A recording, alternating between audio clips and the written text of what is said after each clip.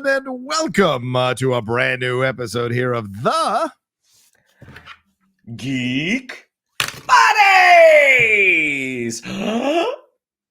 Hey! That's right.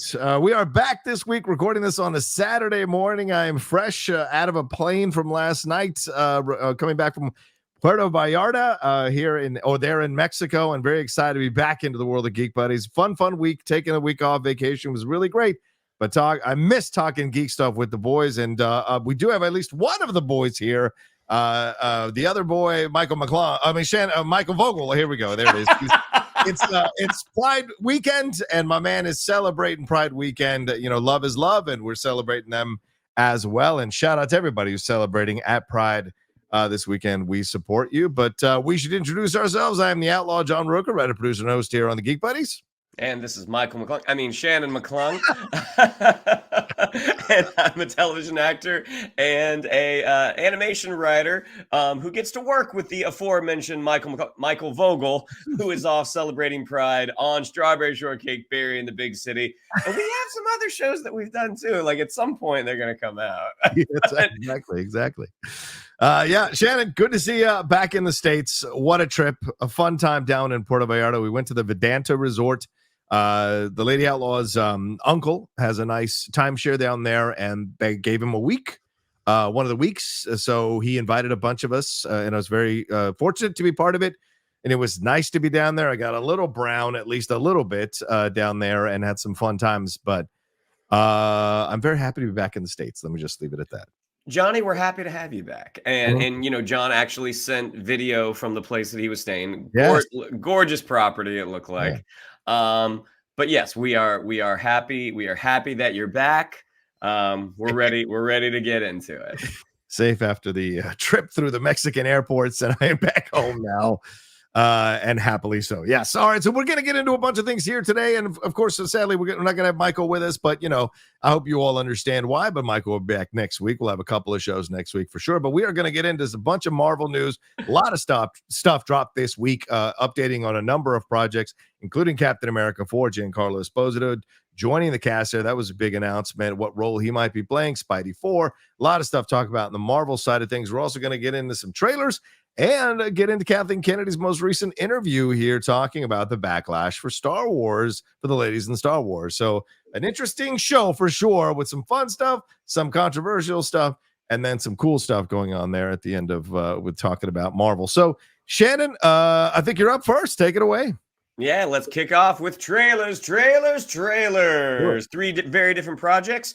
3 on paper we should be excited about. 2 we're definitely excited about. 1, it's going to be a discussion. We'll see. But the first one was our first look at season 3 of The Bear. Yeah. This is the FX Hulu dramedy that really kind of took the world by storm. About 2 years ago when that first season came out, Jeremy Allen White leading the cast. The show has won multiple awards. Yeah. It's the rare show that can squeeze just a tense-filled episode, like so much material that they're able to squeeze in about half an hour. Like some of their episodes run a little longer. There was one episode in season 1 that ran about 23 minutes that was basically one shot. Right. But it's basically Jeremy Allen White's character. He is a super highly trained chef who takes over his family's Italian beef sandwich spot, and he's attempting to turn it in to a Michelin star restaurant. This has a fantastic supporting cast. This is where a lot of us got our first exposure to Ayo Edebiri. John Bernthal pops up as in a recurring role, and if you haven't watched the show, we won't say what that role is. But we get our first look at season 3. Season 2 ended very much on a high, very much on a low. But to see as this story continues to unfold, I'm very, very excited. We get more of Evan Moss-Backrack, who is going to be playing Ben Grimm in Fantastic Four. I'm very excited for what this season has to hold. But Johnny, what did you think of our first look at season 3 of The Bear? Yeah, this is the thing about series, right? They become phenomenons. That first season, everyone gets on board nowadays, right? It ain't like the old days with Seinfeld where you had like 3 seasons and then all of a sudden you caught fire, right? This is, you got to catch it out of the gate with some of these premiere series. And certainly The Bear did that. I came around to it later after season 1, and I think season 2 it ended. I just tore through both of those seasons with the Lady Outlaw, who is a trained chef, and we had an awesome time watching those and getting to know those characters, right? As you said, all of them. Jeremy Allen, Ida Beery, Oliver Platt does a wonderful job. Abby Elliott is such a great surprise, because I know her at SNL and didn't really see her in much until this show came around again. And it's great to see her performing so well in these drama-filled episodes and comedy-filled episodes. And last season, was it Forks and Fishes? Those 2 back-to-back. That's like any series would love to have 2 episodes like that back-to-back that pretty much highlight the greatness of that series, and I think of Mad Men, I think of Game of Thrones. I think these great shows that have these episodes that come along and everyone universally goes, holy shit. And I think that's where The Bear went next level, was last season with those 2 episodes. So coming into this season, it's like, well, what do you do for a third season? Where do you go? Okay, here comes a chef with all these non-negotiables, as you see in the trailer. What's the challenge here? Is he changing the menu every day? Holy God, what? So that means shopping all over again. That means really testing these things out to make sure they work. Are the people going to be able to remember them? Are people going to enjoy them? Will this lead them to downfall? So he has to constantly raise the high wire every season for himself, and everyone else goes along with it because they care about him or they're invested in the restaurant working out. This trailer showing us that his ex-girlfriend now might be coming back into the mix as another element that they have teased over the first 2 seasons and explored at times, but this feels like they're going to really explore it, and then we're going to see more of all their personal stories. And this is what I think is great about the show, and they highlight this in this trailer. Every single character, and I'm a big stickler on this, Shannon, every single character has their storyline, has their background. It's fleshed out. You're invested in what they're trying to accomplish. They all have goals, and their goals are yes, to make sure the restaurant's successful, but to make sure they're successful in their pursuit. And I appreciate that about the show, and all of that is highlighted in this trailer. And I'm excited for this season to come out for sure. Yeah, I mean, last season we saw Marcus, Lionel Brown's character, go to Europe to get some really high level training in desserts. We saw what was that? I think it was the Netherlands. He went right to Europe and yeah, I think it was Holland. Yeah, Holland. Yeah.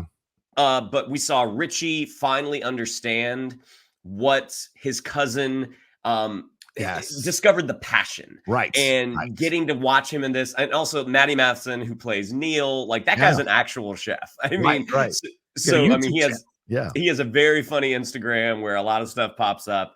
I'm just really, really excited about the show. Again, this is one of those shows that just kind of came out of nowhere. At least for me. Like what it's about Jeremy Allen White, the guy from Shameless, and he's a cook. It is just so compelling. And again, I can't say enough about Ayo Edebiri, who just I want to make sure that I'm saying her name correctly, because when she hosted SNL, she said it. I'm like, oh, I've been saying it wrong. So I think it's Ayo Edebiri. Just, I mean, I had no idea. I didn't know who she was prior to the first season. I was just like, wow, this young performer is fantastic. And then to find out she's a comedian, and I'm like, oh my God, of course. But anyways, the 3rd season of The Bear, all the episodes are dropping at once on, I believe it is June 27th. So June 27th. Just in a few weeks here. Oof. That brings us to our next trailer. And I think this one, we haven't talked about it at length, but I think we're going to agree. It was our first look at Wolves. So this is starring George Clooney and Brad Pitt being reunited after all these years. Amy Ryan pops up, but this is also written and directed by John Watts of the MCU Sony Spider-Man trilogy. Specifically the MCU Sony Spider trilogy.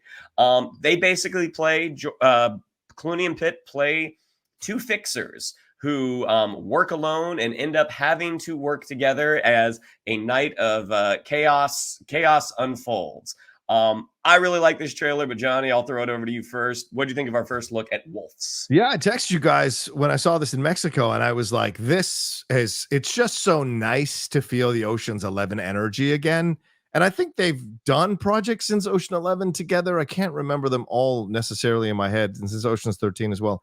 But this is the first one that, for me, that's really captured that cool guy energy. And look, I get it. We want to create space for everyone to have their say and to be represented in all of that. But it's always nice to feel that cool guy energy. Movies are still out there. And this energy was awesome in this trailer.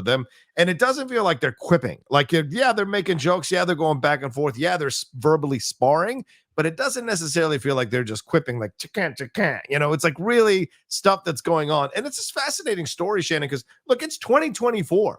The first time, I think, for me, that I heard the term Mr. Wolf was in 1994 with Pulp Fiction. So 3 decades later, this idea that they're fixers and it's called wolves.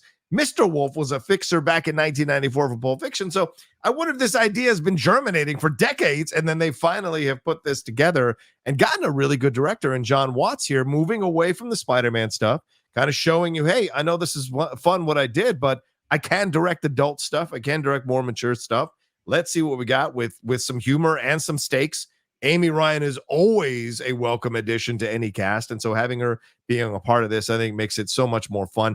Is she going to have a bigger role to play in this one? Is she involved in what will eventually become the twist of this one? Why are they working together? Are they being set up? What is the whole story here? So overall, this was a great trailer to get you in the vibe of this movie, what it's going to be all about, the connection these two guys and chemistry these two guys have, and introduce Amy and the role that she might be playing in all of this. So to me, this looked fantastic. John Watts is a great director. I am so looking forward to seeing yet another really good Apple contribution here for us to watch.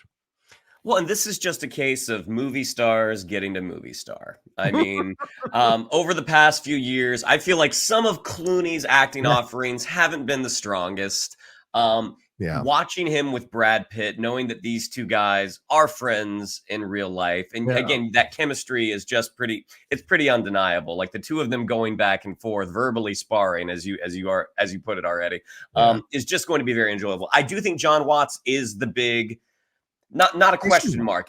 It's the most intriguing to me, because when you look, I like that. Yeah. At the directors who have come out of the MCU, who have had a lot of success coming out of the MCU. Yeah. You look at where their careers have taken them. Like, notably, you think of the Russo brothers. Like, they 4 of the most successful films in the MCU, their post-MCU career hasn't been the strongest. They did The Gray Man for Netflix. They did Sherry for Apple, which neither one of those really kind of caught fire. They produced Citadel for Amazon, and I don't know if you tried to watch it. I couldn't get through 10 minutes of it. I heard no good reviews, so I never even gave it a chance. So I was not a fan. I mean, Coogler, for the most part, is still kind of in the MCU stable. Gunn is going off to work with DC. John Watts, who has, was the director behind the 3 Spider-Man films. This is going to be interesting, because right now, we actually, I didn't tell you this on the text, but one of our friends of the show, Rick Messina, is one of the casting folks on this movie. Oh, nice. I had asked Rick. So yeah, I could be cool, Rick. Anyway, go ahead. I had asked him, I'm like, what do you think? He's like, it is a fantastic script. He's like, I hope it turned out well. He's like, because it's a really, really good script. So, and the fact that Watts wrote and directed it, and this is his sort of, post MCU entry, I'm really excited. I mean, also John Watts does have Skeleton Crew with Star Wars coming out, right? But getting to see like unencumbered by franchise and by IP, just getting to tell a story. This one has me very, very excited. Yeah, and this one is going to be coming out September 20th. All right. And that brings us to our last trailer. Okay. And that is the teaser for Moana 2. Yeah. So this one, there wasn't a whole lot of meat on the bone, but again, it's a teaser. It's a teaser. It's just sort of reintroducing us to the world. We get to see Moana, we get to see Maui. And it just seems like, okay, she has a new mission. She wants to basically unite all of the Wayfinders? Is that what they called it? Yeah. Basically all the people that are scattered throughout the islands. It seems like she wants to unite them for a reason. Yeah. knowing that this originally, as we read, was supposed to be a TV show, but then they kind of were able to cut it all together into a movie. It's a little unorthodox. And again, what we see in the trailer, I'm like, this is the same gorgeous animation. Yeah. Lin-Manuel Miranda is not involved with this one, as I understand it. No. And also it just seems like it started as one thing and became another.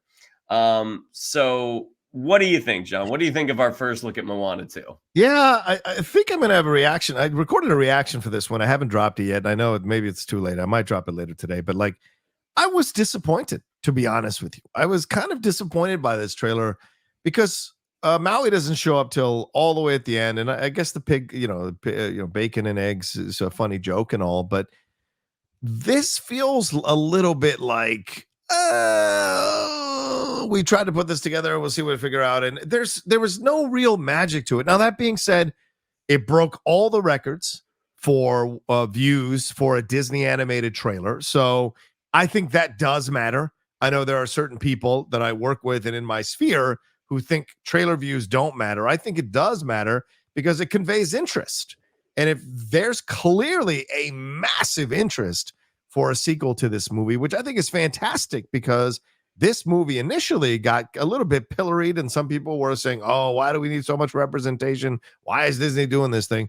Clearly, this was a film that touched a lot of people. It's very funny.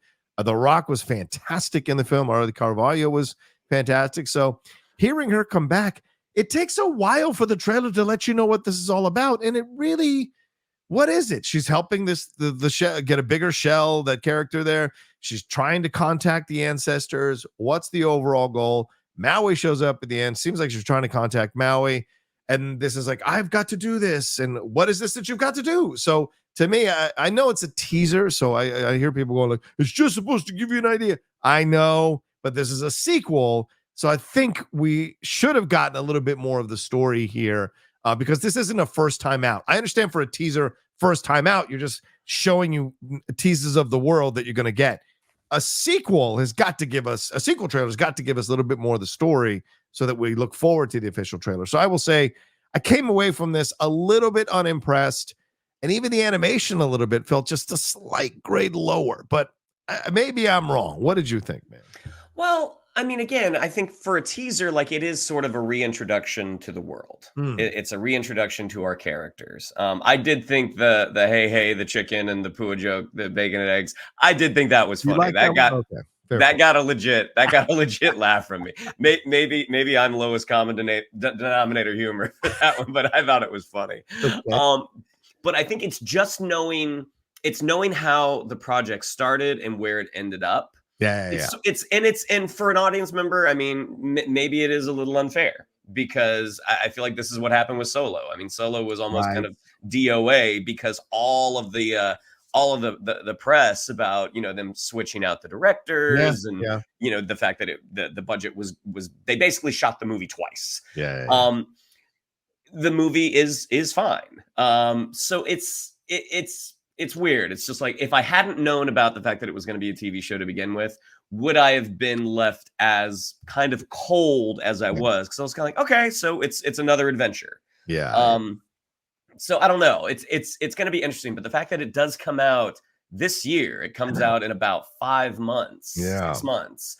And this is the first look. And again, the movie industry is changing. Like there was a time, the teaser for your big summer holiday release, you might get that teaser a year out. Yeah. And you might not see another look at that movie for another 3 or 4 months. The fact that this is the first look, knowing its history, I don't know. It's going to be interesting. But I do enjoy that first movie so much. I do agree with you. This is one of The Rock's best performances. Yeah. So, I will certainly be there no matter what the outcome is. I will definitely be there on, if not opening night, I will be there opening weekend. And Oh, sorry. Go ahead. No, go for it, Johnny. And look, The Rock could use a victory on this side of the fence, because like clearly he came back to wrestling on the WWE. He wasn't initially welcomed back by a majority of the fans because they felt like he was stepping over Cody Rhodes, but then they adjusted the storyline so he became the heel. and he made it work, and it was a fantastic WrestleMania, and everyone feels great, and we haven't seen him since in the WWE. But this article came out a few weeks ago, bashing his inability to be on time, peeing in water bottles on sets and having them taken out, these kinds of things. But that article did little to no damage to The Rock's reputation, it seems like, amongst the fans, right? It kind of was like a dink, and then it fell down, and it was nothing. So clearly, he's still beloved by the fans. They just want him to do projects that they enjoy watching him in, and that hasn't been the case recently. No matter how much he protests that it hasn't been. And so this Moana, although it feels Frankensteinish in the way that it's coming together, the fact that it broke all these records tells you there is still a massive audience for this. And a lot of it is The Rock's interest, people who like The Rock. So I hope this is a big win for him on this side of the fence, because he certainly could use it at this stage in how things are going. And yes, I know he's on the board and millionaire and all that nonsense. But yes, being successful on this side of the fence is important to The Rock. So I hope in the end, and Arlie Carvalho as well, who I thought was fantastic in Mean Girls, maybe the best part of that movie, even though I didn't like that movie that much. I thought she was fantastic. I'd like to see her get more wins as well in her young career. So I just had to say that, Shannon. It's all right. I understand. Well, Moana 2 comes out this Thanksgiving, November 27th. So yeah, we'll see what happens. Yeah, we'll see. Will it be a turkey or not? We shall see. Anyway, take a break. And on the other side, we'll get into some Kathleen Kennedy stuff. Hold on to your horses. We'll be right back right after this. Do, do, do, do, do, do, do, do. Perfect choice. Well, let's bring her up here, Shannon. Kathleen Kennedy has had some comments here. She was interviewed by the New York Times, and she spoke at length with Leslie Headland, the showrunner of The Acolyte, which I just got the first 4 episodes, so I will be watching those. Yes, I got them over the weekend. I had to lobby hard for them, and thank you to Disney. Thank you to everybody over there who sent me the episodes. I'll get a chance to watch them over the weekend, so look for that review and those reactions coming soon. And of course, we'll be reviewing it here. But anyway, she was interviewed and talked about certain things going on in the world of Star Wars. And she spoke about the criticisms that have been going on and some of the backlash here. Even now, before the release and before reviews have been published, the series, The Acolyte, has received a backlash, which is not entirely unusual for new Star Wars series. But a bunch of the criticism have used the phrase the wokealite. Of course they have. They're so clever, these guys. And have complained about the show's diverse cast. Even Leslie Headland has found herself on the receiving end of direct criticisms in ways other male showrunners like Joby Harold, Tony Gilroy, or John Watts, as we just talked about, Shannon, have not. So she talks about female creators of the franchise and how they've struggled with fan backlash. Here's her quotes.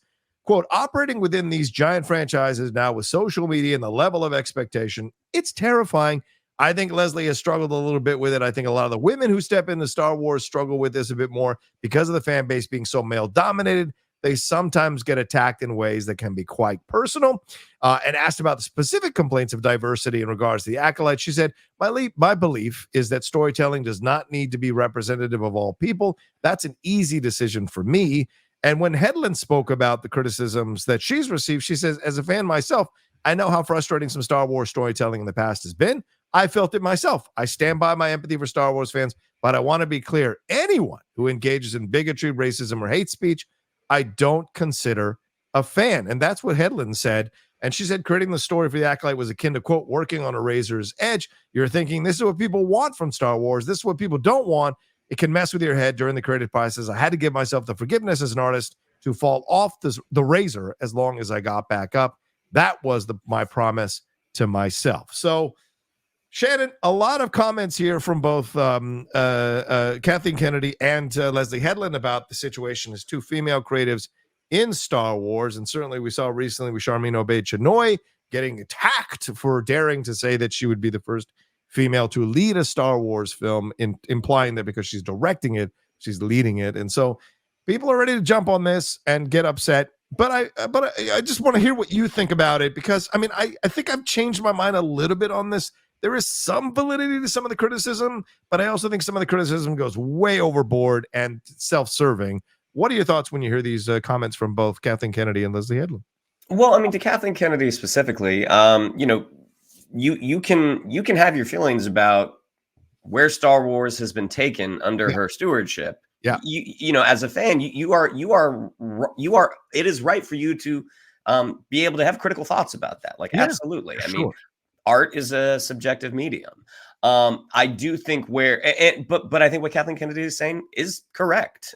I mean, I tend to drown out a lot of the noise. I mean, this is the first time I'm hearing that term, the wokealite, which is like, okay. If you're saying that's not that great of a joke, that tells you everything I need to know, for God's sakes, about how good it is. Yeah. I mean, it doesn't rhyme. Like, it doesn't. Like, if it was lazy, the slackalites. Right.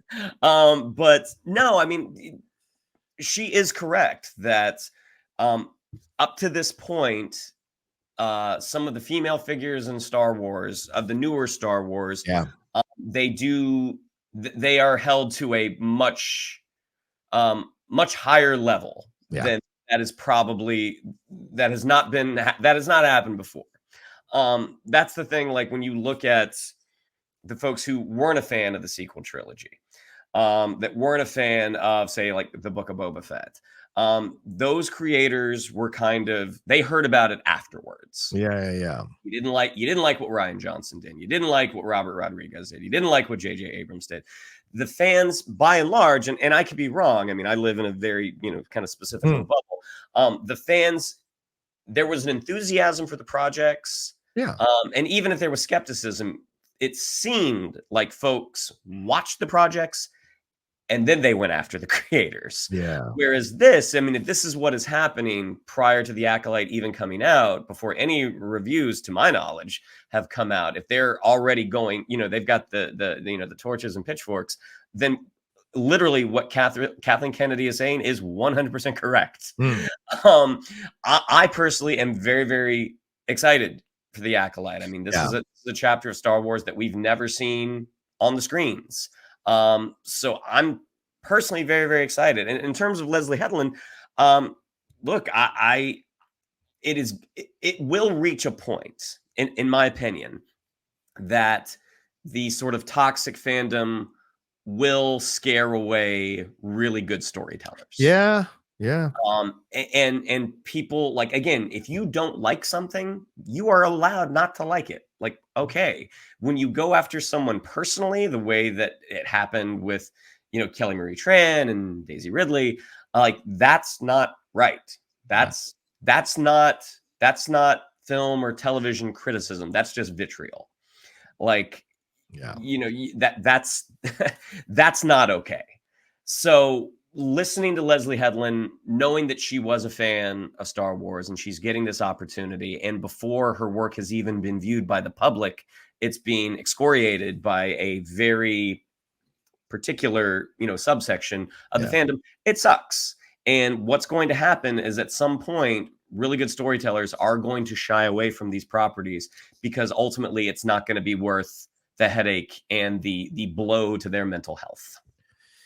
Yeah, I think that's a great point. And I think that's what people who are more level-headed as Star Wars fans are concerned about and worried about. And the casual Star Wars fan, I think, is worried about it as well. In when they get deeper into the conversation about this stuff, is like, you don't want to alienate great filmmakers or great creators from being a part of Star Wars. You want them to want to be a part of Star Wars. And I think there is absolute validity. And as I've been exploring more of the points of views of different people here, I've seen some of the points. Okay, there's validity here. Yes. Did some of this casting feel a little forced in order to check a box? I think you can argue, yes, there were moments or instances or certain characters that were created for sure. I totally understand that, and the frustration with that. Have some of it been forced to try to make it work? Yes. But the reason it feels forced is because it wasn't done well. And I think that's where the real, if anything, all the fans, if you strip all the toxicity away and vitriol away, and you go to the core of it, is that there is a feeling of dissatisfaction amongst the fans about some of the recent Star Wars content. Now, I like a lot more than most of the people I've seen who are more vitriolic about it do, because I loved Andor, loved Rogue One, really enjoyed The Force Awakens. I love Rey as a character. which so many people get mad at me for, but like, I don't care. I love her as a character much more than I liked Kylo Ren. I'm not a big fan of emo emotional kids. It ain't my jam. I liked Rey much more, a self-composed, intelligent, self-sufficient person. That's what I connect to. Someone who is coming from a hard scrabble beginning, not born into the elitism of Leia, the Skywalkers and Solos. This is a woman who had her parents, didn't know who she was. And yes, we find out later that nonsense about Palpatine, but I connected with her as that kind of hard scrabble left behind person who had to fight to eke out a living. And I appreciate that about her character and where she ascends to. But we shouldn't also dismiss the criticism for John Boyega, who also suffered a lot of racism being a part of Star Wars. Oscar Isaac skipped right through it because Oscar is, he's Teflon. He's just untouchable with these kinds of things. And we've seen the arguments and we've seen the anger here. And I do think she's right. The women get it much more viciously than the men do. Even when you factor in some of the Boyega stuff that he experienced, the women experience it in such a darker, more offensive, at times scary and terrifying way. A lot of sexual stuff, a lot of violence is wanted here, and it's just, or is expressed rather, and it's frustrating to see that because that obscures and muddies legitimate criticism of things that have happened in Star Wars recently. So I'm a fan of both Leslie saying this very strongly about how if you're a bigot or a racist or a misogynist, you have no place in Star Wars. I 100% agree with that, and I think that should be the truth for every franchise. And I think Kathleen Kennedy makes a strong statement as well about the females being subjected to worse treatment than anybody else in the Star Wars franchise lately. That being said, though, you got to be fair. Star Wars and Kathleen Kennedy have not been strong enough in defending these actresses when they experience this stuff. Moses Ingram is the latest one, and now with The Acolyte, I'm sure Leslie Headland's going to get it. Amanda Stenberg's going to get it. No one's going to fuck with Carrie Ann Moss, that's for sure. Daphne Keane might get it. So you'll see these shots. But I do think Star Wars deserves a little bit of the blame here because they kind of played both sides of it by not coming out too loudly against it and not making a bigger deal. Ewan McGregor had to defend Moses Ingram, not Kathleen Kennedy, not any of the other, not Iger or Chapek, whoever was in charge. And that's the frustrating thing. Same thing with Kelly Marie Tran, same thing with Daisy Ridley. They did not come out more forcefully to defend their female actresses. So there is blame here on their side as well that they need to step up for real in stronger ways to defend their actors and their characters in these situations, defend their product. And they haven't done that, which has allowed at times these anti-woke or anti-women or however you want to describe it, sections of the fandom to go after them in more vitriolic ways. And I think that's unfortunate, on so many levels. And I think some of the hate for Kathleen is because she's a woman as well. And that frustrates some of the dudes who have incel tendencies, I would say. So, yeah. Yeah, I don't know what I agree with your points. Yeah. That they should be a stronger advocate for their creatives. They cast them. They should. They hired them. They should, in my opinion. Yeah. But do you think Bob Iger comes out and says, "Hey, knock it off"? Do you think that does anything? I would be, even if it doesn't, the action that you took sends a signal to the creators of the creators that you can come here. You are protected by us, right? Whether it stops, but they're not though. Huh? What? But they're not protected. I mean, it doesn't matter what Bob Iger says or Kathleen Kennedy says. At the end of the day, these folks who have this slanted worldview, that's not going to change. Oh, no. I guess maybe I should. What I'm trying to say is that, yeah, you're right. They're not going to stop the YouTubers because they've got to make their money. They're not going to stop them from making that content that they need to make, that angry, hateful content they need to make. Certain YouTubers, other YouTubers have legitimate criticisms and have videos that are very well laid out with their criticism and intelligently laid out. Other people just angry to be angry to get attention. That's fine, whatever that is. Iger's not going to stop them.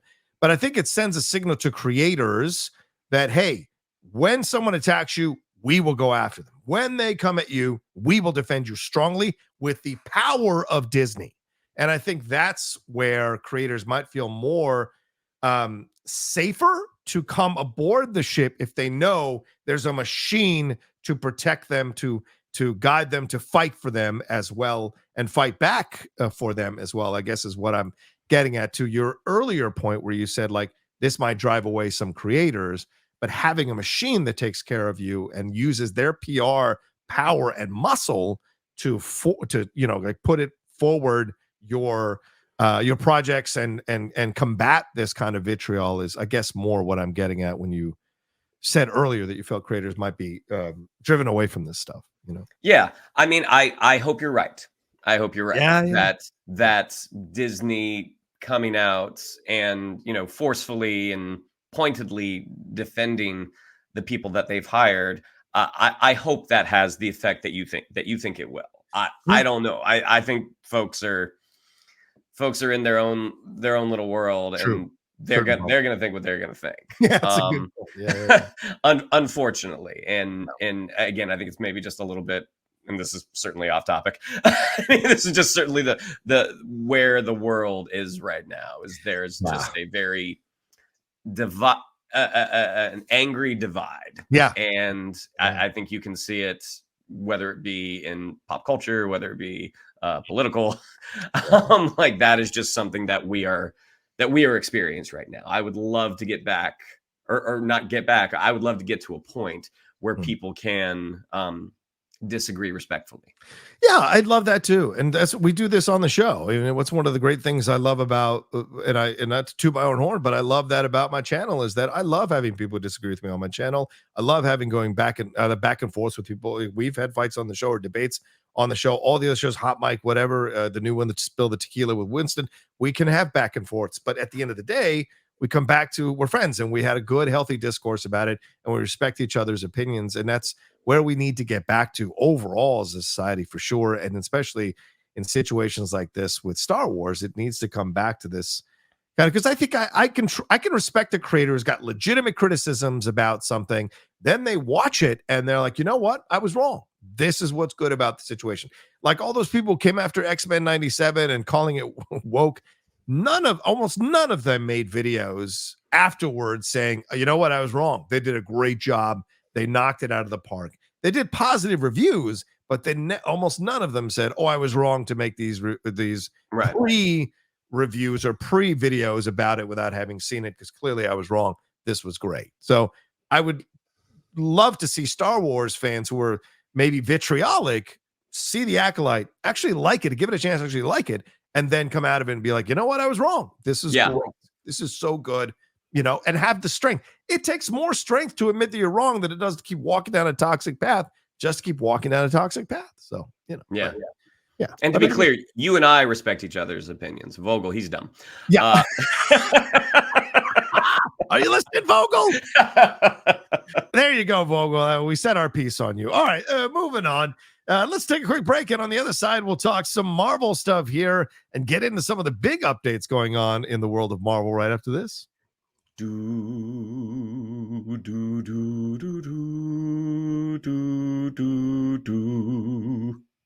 All right, let's get into it, Shannon. Marvel, a lot of stuff happening here this week. What do you feel like talking about first? We've got Cap 4 news with Giancarlo Esposito and some new reshoots. We've got Spidey 4 possible directors on tap here. Bad Boys 4 looking at you right now. We've got some news going on with Chris Hemsworth taking over stuff. We've got a popcorn bucket that we can mess around and talk about as well, and some Blade stuff. So where do you want to go first, my man? Well, why don't we start with the Blade stuff? Okay, let's do it. So Blade, now this is a really interesting situation. Now a lot of people are speculating that this film is going to get pushed even farther down the road here, Shannon, because Mahershala Ali is jumping into the Jurassic World film here. And there's now reports that they're going to do another pass on this script, that the writer has left the project, the most recent writer. So they're going to do another rewrite on all of this. So this is starting to feel like, if I can say this correctly without people getting mad at me, but this is starting to feel like the Black Gambit situation, where it's just like this film is never going to come out. They're going to keep trying to do it. And even Wesley said that he was going to come back and have a part in this.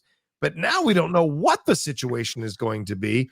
And he has signed on for Jurassic World 4. And the mid-June production now could feasibly last a few months. meaning he won't be available for Blade to shoot it until the fall of 2024, which means you probably wouldn't get it till 2026 at the latest. And I don't think it'll get to the fall 2025 slot with post-production. So even though they're paring it down, even though they said they're not going to spend a lot of money on this beyond 100 million possibly, your thoughts on this Blade situation here, man? I mean, for the decision for Mahershala Ali to jump over to another movie, yeah, I mean that makes sense. I mean, as it is, I want to say that new Jurassic film is scheduled to come out in June or July of 2025. Like, as it is, they start shooting this month. That's a tight turnaround. A hell of a turnaround. Yeah, agreed. 100%. I mean, with Gareth Edwards at the helm, I mean, you saw what he did with The Creator. Yeah. The movie looked incredible. Like, you can certainly have your feelings about the story and how it was executed. For 80 million. Incredible. Yeah. I mean, his background in special effects really helped the formation of that film, and one would think that that would also be beneficial again in terms of the visuals for the new Jurassic film. In terms of the story, he has somewhat of a spotty record, but Mahershala Ali jumping into that, I mean, that movie's going to shoot for at least 3 or 4 months. And he wouldn't be available to start Blade until the end of the yeyer. I know that because there's supposed to be 4 Marvel movies coming out in 2025. It's Cap, Thunderbolts, Asterisk, Fantastic Four, and Blade. So the fact that they push one is not a surprise. I mean, already talking about like they want to dial down the output. Like, bump one of those. And my guess is Blade gets bumped, Fantastic Four is going to get bumped as well. It's going to move to November. That's kind of my thought. So it does make sense from his point of view. Like, look, man, I'm an Academy Award winner. I'm a movie star. I also got to work. I got to keep my face out there. So jump on board this franchise with Scarlett Johansson and Rupert Friend. It doesn't seem like it should be that tough to come up with a Blade movie. I mean, you look at all the different iterations, but trying to figure out where does it fit into the MCU, like I can see that being a challenge, but like the amount of times that they've gone back to the drawing board to be like, all right, let's start over. They know that Blade as a character has a lot of value. I mean, this is the character that really kicked off the comic book movie craze. A lot of people attribute that to X-Men in 2000. Really, it was Blade in 98. Yeah, true. So they want to get it right. So I do like that they're taking their time, but Mahershala Ali isn't going to, he is going to age out at some point. Yeah. And I know they would love to do it with him. So hopefully, I mean, again, I would rather them take their time and get something right than rush something and get something wrong. I mean, because Snyder was saying in his most recent newsletter that Mahershala is still very much invested in the Blade character and bringing Blade to life. So clearly he's in. But I think what you said is hitting the nail on the head. Man's got to work, and they've been redoing and changing and pushing and rewriting and all of this stuff. And you've got other actors like Delroy Lindo, who's moved on now to be a part of the Coogler and Michael B. Jordan vampire film, which a lot of people are saying is like their version of Blade in a way. And so you've got, I think Mia Goth is also attached. So you've got all these actors who are in demand and want to work. And if you keep holding them out, they've got to go find another job. So to me, him taking that Jurassic 4 job, if that's 100% a certain, which he's in talks for, I think that's him saying basically, look, this is not going to happen anytime soon. I need to go. So I need to do this. And it's a franchise. And as you said, Scarlett and Rupert leading the way. Scarlett, I mean, that's the big attraction here with the dinosaurs. That's going to make Mahershala a lot of money to be a part of that franchise. And if it becomes a recurring character or a character that's one of the main characters of the franchise, then that makes all the sense in the world for career-wise and taking care of yourself financially with you and your family by being part of another franchise while this story germinates a bit. And I'm with you, man. This one doesn't seem that difficult to crack, and I don't understand what the problem seems to be here.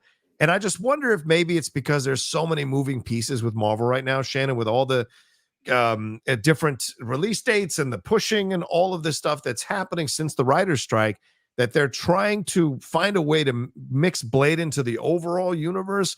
Because most people, yes, he was in the Eternals, but like, that's just not connecting necessarily 100%. So they got to find a way to mix him into Marvel, and maybe there's waiting till some other pieces get set on the board before they finally place the Blade piece. But it's not that difficult of a story to crack. And so I just don't understand the issues with it, but hopefully it works out.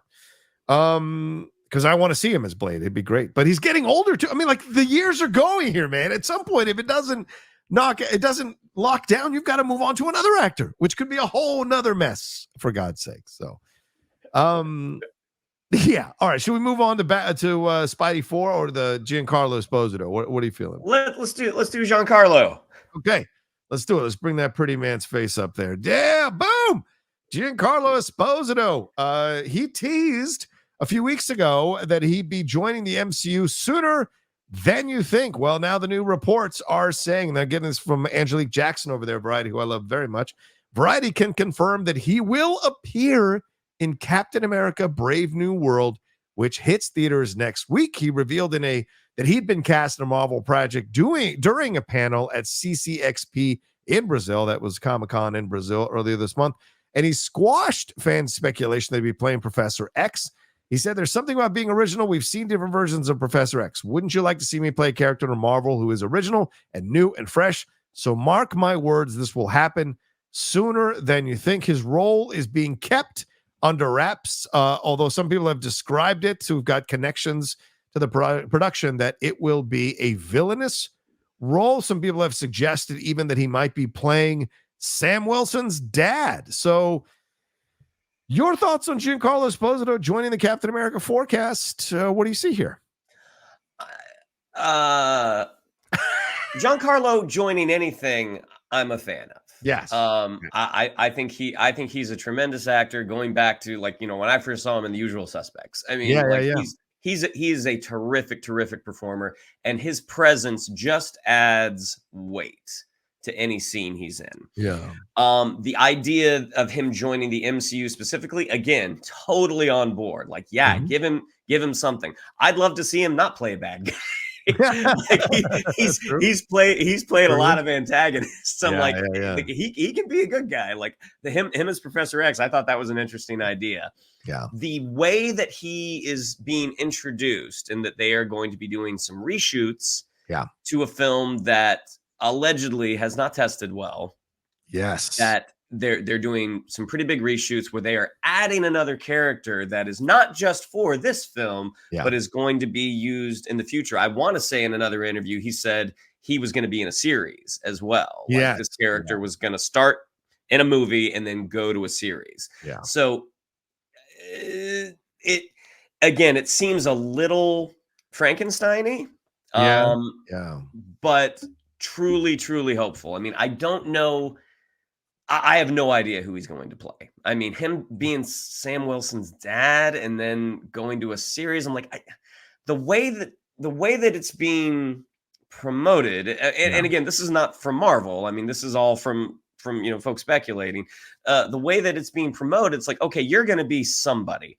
I don't know if I would count a hero's parent as a somebody. Right. Unless that parentage is kind of noteworthy in the comics. And to my knowledge, we really don't get into Sam Wilson's mom and dad that much.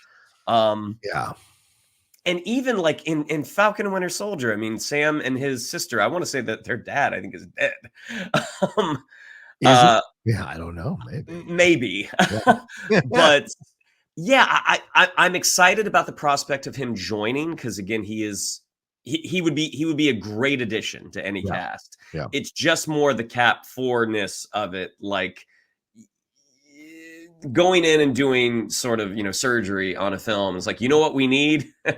We need another appendix. It's like, I don't know about that. So we'll see. I mean, I hope it turns out well, that, during the strike, that Feige had time to be like, all right, this is what we are going to do. Like, he had time to sort of recalibrate. But the situation in and of itself seems complicated. Yeah, and according to Dark Horizons, or through THR, they reported. So I guess THR reported here that the set photos have emerged of Giancarlo Esposito's double on set, decked out in gear, suggesting a character with military experience. He had black long sleeve T-shirt, olive green pants, all sorts of combat weaponry, including knives, guns, and a mini axe. A mini axe. So this is interesting, man.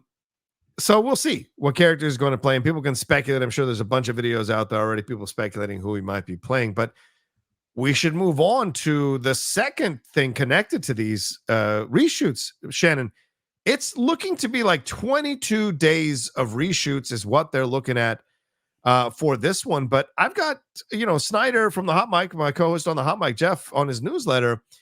He chimed in that some recent rumblings about the MCU, including the latest report about Captain America Brave New World needing only 22 days of reshoots, is not actually the 100% the truth. He said, from what I've heard, and this is Jeff Snyder, it's going to take a lot more than 22 days to fix everything that's wrong with this movie. Now, that is just Jeff's, obviously, what he's heard and his speculation on it, but Shannon, what are your thoughts when you hear that there are bigger reshoots than they initially anticipated here, and that this is 22 days and possibly more of reshoots? And as you said, they're writing in a new character, and that there's also rumors about a certain superhero that was going to be part of this cast, and the political climate that's going on in a certain region of the world that might be affecting how and or why they're doing these massive reshoots and maybe changing the story a little bit. What are your thoughts on all of this? Well, I want to say the alleged issues with the film predate October. Oh, well, fair point. Yes, that right. was already there was already problems with the movie. Yeah. Now, that's not to say that what's going on right now is not it is not sort of just throwing something on the pile. Right. That could 100% be the case. The issues prior to October that I had heard was like, the Serpent Society was supposed to be in it. Right. My guess is that they were going to fulfill sort of a Crossbones Civil War role, that they were going to kind of be the opening. Yeah. And I have nothing to back that up. That's just my guess. Your speculation, right, exactly. Yeah. 22 days is not an insignificant amount of time. I mean, I know when you're talking about reshooting, especially when you're reshooting action, because that stuff can take a while. Yeah. 22 days, that's over a month. Right. If you don't count the weekends, that's over. Yeah. If you're shooting on a 5-day work week, yeah, that's over a month. So my guess is that you probably could significantly change a movie in that amount of time. I think it just depends on the complexity of the action sequence. If the action sequences are what they're focusing on, I mean, maybe they're adding 2, and 22 days, 11 days for an action sequence. That seems plausible to me. Yeah. But again, Jeff has his ear much closer to the ground than I do. So. Right. Remember, this wrapped principal photography in the spring of 2023, Shannon. We're almost into, look, I know people might think this is weird, but we're recording this at the beginning of the 6th month of 2024. And they're starting to do these reshoots soon. And are they going, I mean, this film might not come out for another year until, or it's coming out next year, rather. So it's already a 2-year delay on this film after principal photography. So it's kind of crazy when you look at this. And look, Multiverse of Madness had 6 weeks of reshoots, and you could argue the overall results, certainly financially, it did a lot of money, but there have been a lot of people, including us here on the Geek Buddies, who aren't the biggest fan of that movie. So did that work out for them? I don't know. The Marvels had extensive and expensive reshoots as well. We saw Aquaman 2, do like 3 or 4 rounds of reshoots before it finally came out and made money. It didn't make a profit necessarily, I don't think, but it made almost over $400 million rather. So I don't know. I think this is bad karma for the film, or bad press for the film overall. And it just adds to what I felt was kind of an underwhelming series in The Falcon and the Winter Soldier. So I'm concerned that in the end, it's going to be a lot of hullabaloo. And in the end, it'll just be a middling movie and it won't be the big boom that they were hoping it would be, which would be such a shame for the first Black Captain America on screen, Anthony Mackie, to come into a film that isn't that strong or powerful, because then afterwards you're going to hear they went woke with a Black Captain America. You go woke, you go broke, instead of honest assessments of the fumbling of the ball that seems to have happened here. And you have to start asking questions of the director, Julius Ona, for why this situation is happening, and what is going on behind the scenes. And did he direct a terrible movie and they're doing their damnedest to save it because they know how important this movie is? And throwing in someone like Giancarlo Esposito, throwing in some new storylines, some better action sequences, is that their way to kind of shake keys at everybody so they don't pay attention to how bad the overall film is going to be and maybe minimize the damage? I have a lot of concerns on this one, man. Yeah, I mean, I think at this point where the MCU is, it's not going to be enough to have a splashy action sequence. I think agreed. Obviously the fan base is there. The fan base is going to see this movie, but what propelled the MCU to the levels that it got to was because it reached outside the fan base. Yes, I mean, 100%. and they created new fans as a result. Now, those new fans, they might be the first ones to kind of fall off, to be like, oh, that was a fun ride. Yeah. I'm not really enjoying where this is going. Going to the movies is expensive. I'll catch it on Disney Plus. Right. So I do agree that there is a lot riding on this. Not only Anthony Mackie, but also it's like, hey, we're introducing Harrison Ford is taking over for William Hurt. Yes. Harrison Ford is allegedly going to be the Red Hulk. Like this is a character that had a significant impact on the comics for a time. Right. So there is a lot riding on it. So you understand them wanting to get it right, but I do agree at some point it feels like you're kind of doing triage.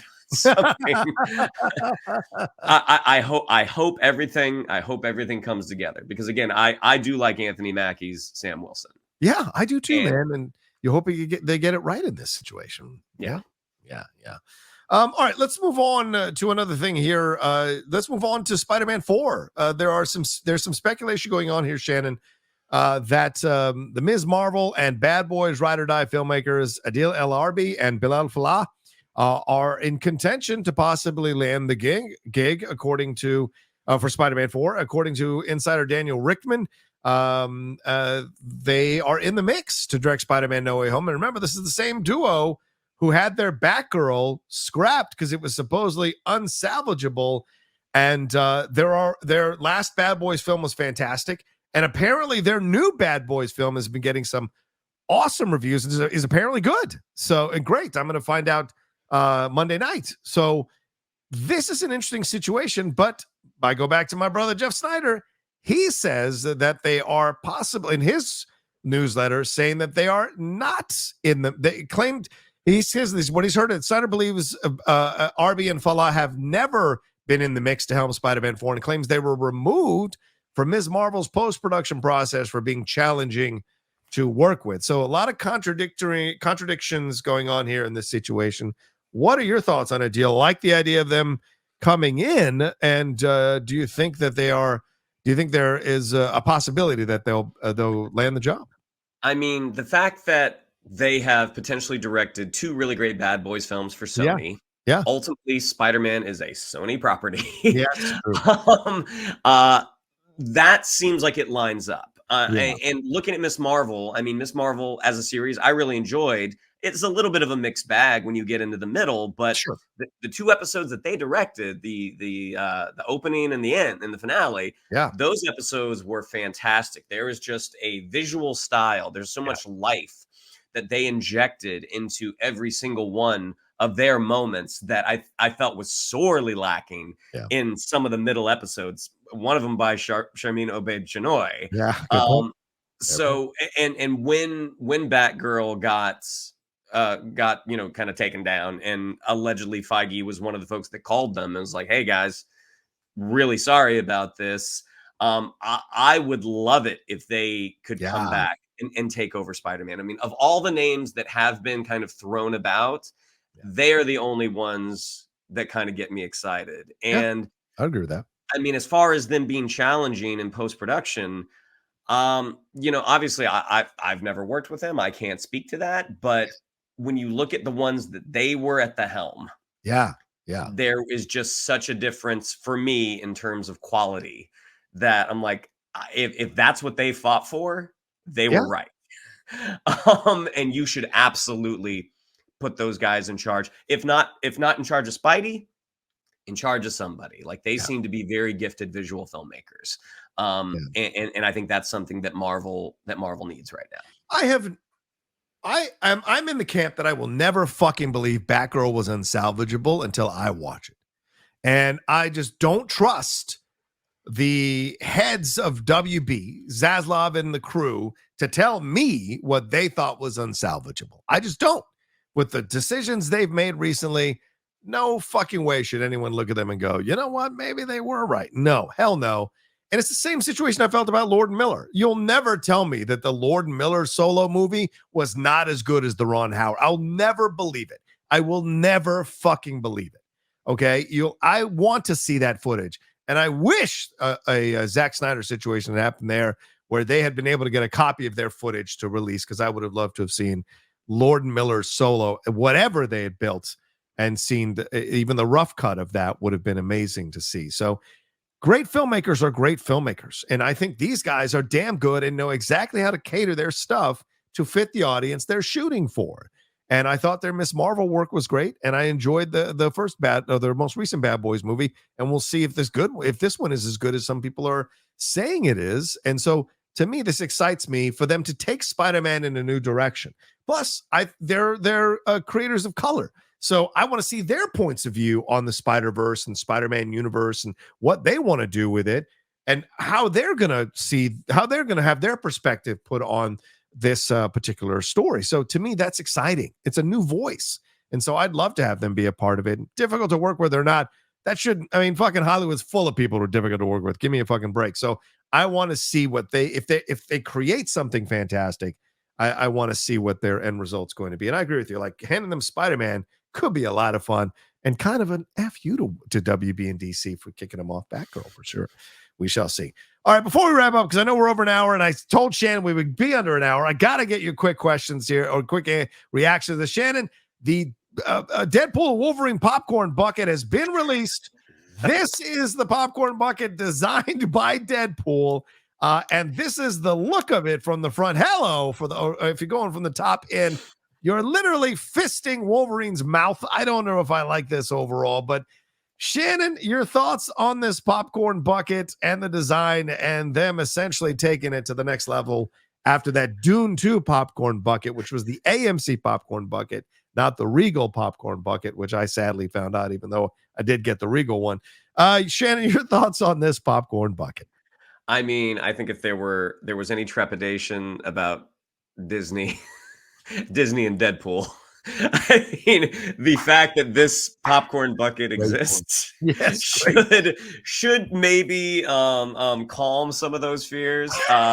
The little promo video that they released, where you see the gaping mouth of Wolverine open, and at the very end you see a little bit of liquid butter come down his face. Like, dear God. I am not a popcorn bucket collector, so I probably won't start with this one. But I did think it was very, very funny. And again, I think it hopefully speaks to what we're going to get from the movie. That again, the folks that were a little hesitant about Disney taking on Deadpool, it's like, this seems like they're on the same page. Yeah, I agree with you 100%. I hadn't even thought of it from that direction, and that makes all the sense in the world for people who are still afraid that Disney is going to Disney-fy Deadpool. This looks like clearly they understand their audience for this particular movie, and it's going to work. So, all right, well, there you go. We should wrap it up. Thank you all so much for joining us, as I'm running out of voice here for this episode of the Geek Buddies. We appreciate it badly. Shannon, what do we have to tell them? Yeah, I'd like to follow us on social media. On Twitter, it's at @geek_buddies. On Instagram, at @the_geek_buddies. If you'd like to follow me on social media, on Twitter, it's at Shannon_McClung. On Instagram, at Shannon the Geek Buddy. If you would like to follow the absent but very proud Mr. Vogel, it is at MK2. And if you would like to follow the very present Mr. Rocha, it is at The Rocha Says. Thank you so much, Shannon. And and so guys, if you want to, please, we'd love it if you subscribe to the channel down below. Hit that bell button, hit that like button as well on this video. Leave your comments about everything we talked about. The trailers there was so much fun to talk about there. The Kathleen Kennedy conversation, which I thought was a nice conversation with Shannon, and all the thoughts on the Marvel updates going on with all these films coming out from Marvel. What's your 2 cents on it all? We'd love to hear from you. Keep it respectful, keep it fun. But give us your honest opinions. So, all honest opinions are accepted here on the Geek Buddies down below. Also, don't forget, we are a podcast as well. If you don't want to see our pretty faces and you just want to listen to us while you're working out, taking a shower, doing a hike, whatever you do to listen to podcasts, take us along with going on vacation like I did to Mexico. Take us along with you on your trips, because I guarantee you will put a smile on your face and you'll enjoy hanging out with us. And an hour will go by like that. And we know travel hours can feel like long hours. Filling them in with our conversations could be a lot of fun for you. So subscribe to the podcast wherever you download podcasts as well. And that's everything. Thank you all so much. We appreciate y'all madly. Shout out to everybody celebrating Pride this week, and this weekend. And we'll talk to you next time with another brand new episode here of the Geek Buddies.